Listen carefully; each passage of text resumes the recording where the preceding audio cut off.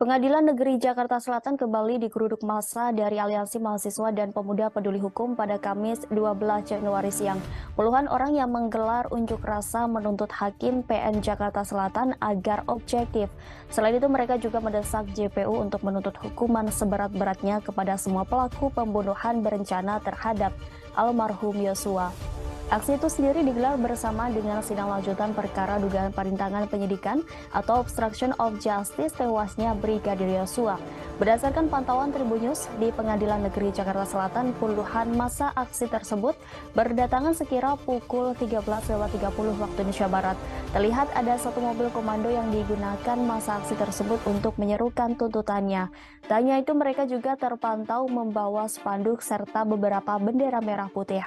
Ratusan mahasiswa dan pemuda ampuh telah tiba dan membawa spanduk panjang bertuliskan JPU tuntut hukuman mati Ferdi Sambo CS. Mereka juga meminta kepada Majelis Hakim PN Jakarta Selatan untuk objektif dalam menjatuhkan putusan nantinya. Koordinator aksi Nofriazal menyampaikan bahwa JPU mesti menuntut seberat-beratnya Ferdi Sambo CS dan jangan percaya akan sandiwara yang dimainkan oleh para terdakwa. Selain itu, Nofrizal juga menyampaikan dukungan terhadap seluruh hakim di PN Jakarta Selatan. Senada dengan Nofrizal, koordinator lapangan Mutolib juga menyampaikan masa ampun siap di garda terdepan mengawal persidangan kasus ini.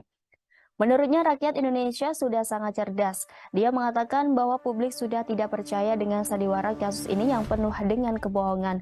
Atas aksi tersebut terpantau arus lalu lintas di ruas Jalan Raya Ampera, depan Pengadilan Negeri Jakarta Selatan sempat tersendat.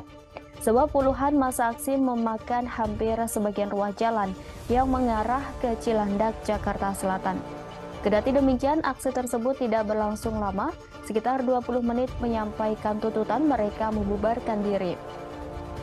Diketahui Nofriansyah Yosua Huta Barat alias Brigadir Yosua menjadi korban pembunuhan berencana yang diotaki Ferdi Sambo pada 8 Juli 2022 lalu. Brigadir Yosua tewas setelah dieksekusi di rumah dinas Ferdi Sambo di Duren 3, Jakarta Selatan. Pembunuhan itu terjadi diyakini setelah Putri Chandrawati bercerita kepada Ferdi Sambo karena terjadi pelecehan seksual di Magelang.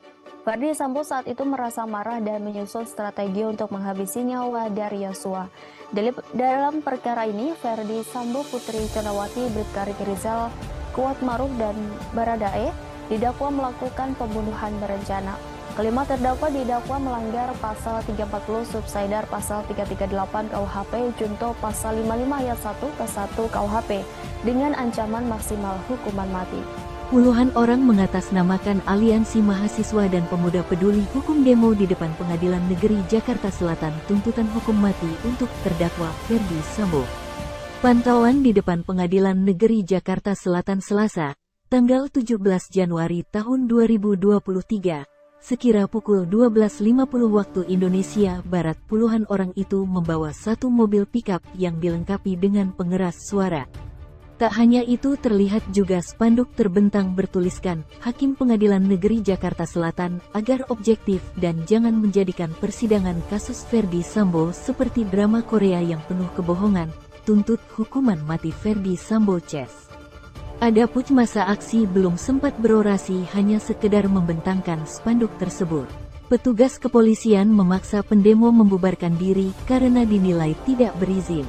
Sempat adu cekcok antara petugas dan koordinator aksi demo. Setelah berapa lama akhirnya pendemo harus merelakan aksinya batal karena tidak berizin. Koordinator aksi Rizal mengungkapkan bahwa dirinya dan masa aksi lainnya meminta JPU agar menuntut terdakwa Ferdi Sambo CS seberat-beratnya.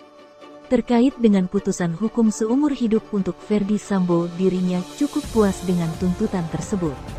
Adapun dalam persidangan, JPU menjatuhkan tuntutan pidana seumur hidup kepada terdakwa kasus dugaan pembunuhan berencana Yosua Huta Barat alias Brigadir J, yakni mantan Kadif Propam Polri Ferdi Sambo.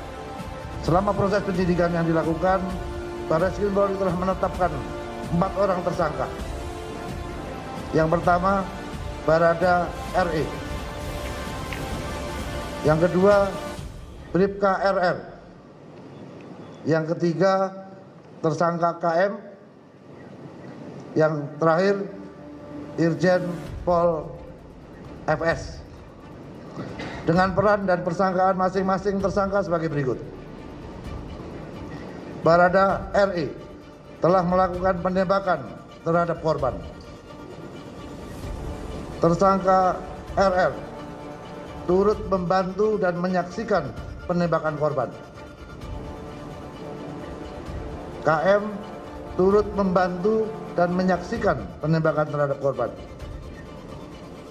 Irjen Pol FS menyuruh melakukan dan menskenario peristiwa seolah-olah terjadi peristiwa tembak-menembak di rumah dinas Irjen Pol Ferdi Sambo di Komplek Polri Duren 3.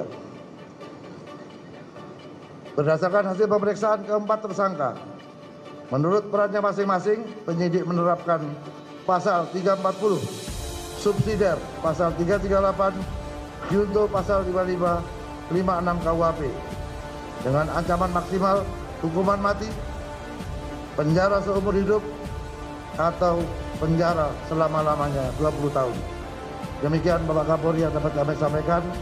Mudah-mudahan ini bisa memberikan jawaban kepada masyarakat atas keseriusan institusi Polri untuk menjaga marwahnya kepada masyarakat. Terima kasih.